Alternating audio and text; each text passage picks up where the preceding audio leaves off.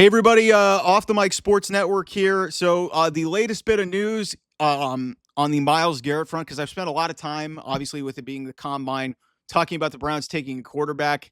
I may be actually warming over to the idea of taking a quarterback, but again, said that Shador Sanders, no thanks.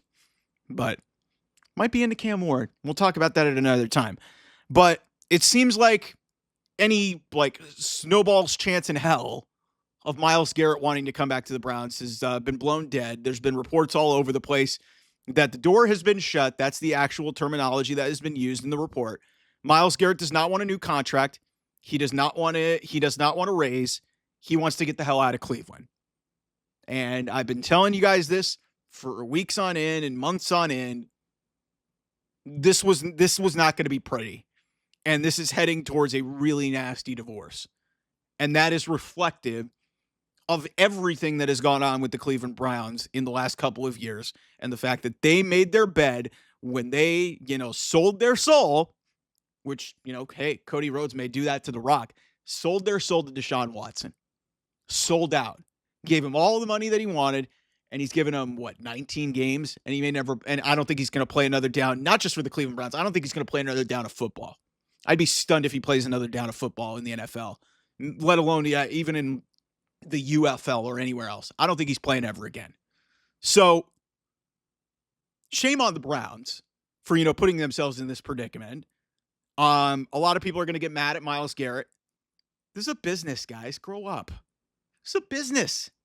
Myles Garrett has given 7+ years of his life to try and rebuild this organization, the Cleveland Browns. He helped them get he helped score a touchdown on the opening. He was in the scrum. I don't think he actually recovered it. The opening play of their first playoff game in 2 decades against the Pittsburgh Steelers, he was involved in that play. He has made so many game-changing plays for this organization. He has earned the right to dictate his future. If he doesn't want to be in Cleveland, he deserves the right to get the hell out of Cleveland, because I wouldn't want to be there right now. And I'm a fan of this team. This organization is run miserably. They have the worst ownership. You can debate me with that all you want. They have a terrible owner. They have a terrible general manager. I think Kevin Stefanski is a good coach, but, jury's still out. This is just a horrible culture that they have there. And Myles Garrett put up with it for a long time, to the point where, hey, for 3 seasons, he had to, deal with all the unnecessary nonsense surrounding bringing Deshaun Watson in as your quarterback, despite all the allegations on him not playing in 2 years, and him, being 50 feet of ass. I think I just made up a phrase there. If you want to copyright that, go ahead. But yeah, he was 50 feet of crap, 50 feet of ass, whatever. The point is here, if you're mad at Myles Garrett, you're mad at the wrong people. You're mad at the wrong person. You want to be mad at his agent. You want to be mad at somebody else.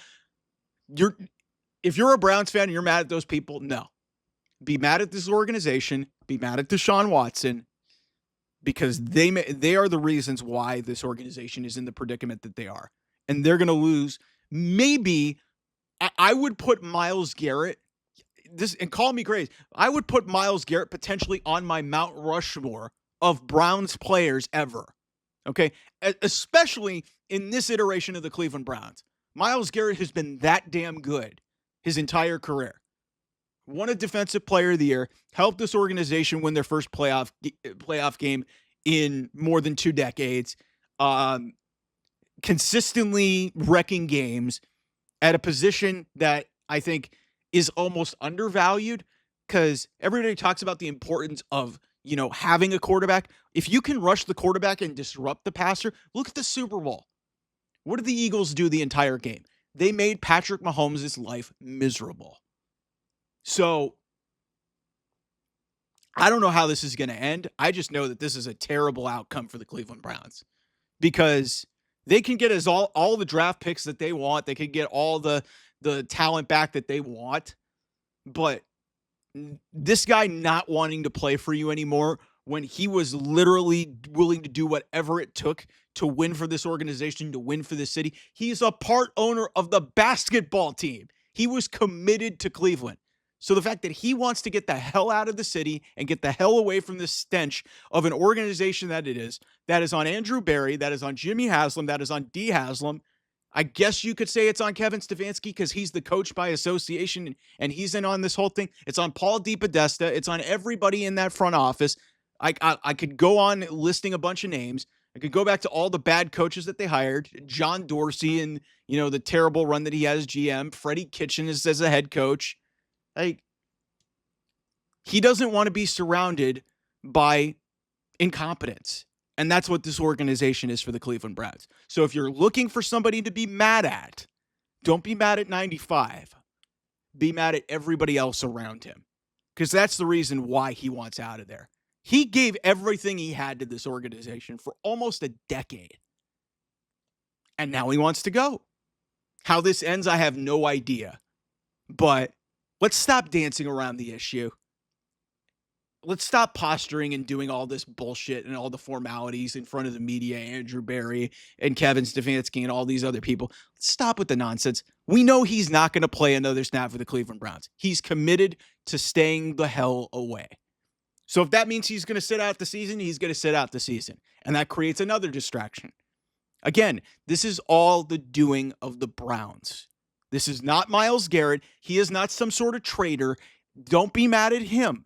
He's not the heel in this situation for you wrestling fans tuning into this channel. He's not the heel. The heels and the people that turned on you are the people who are supposed to be putting a good football product on the field.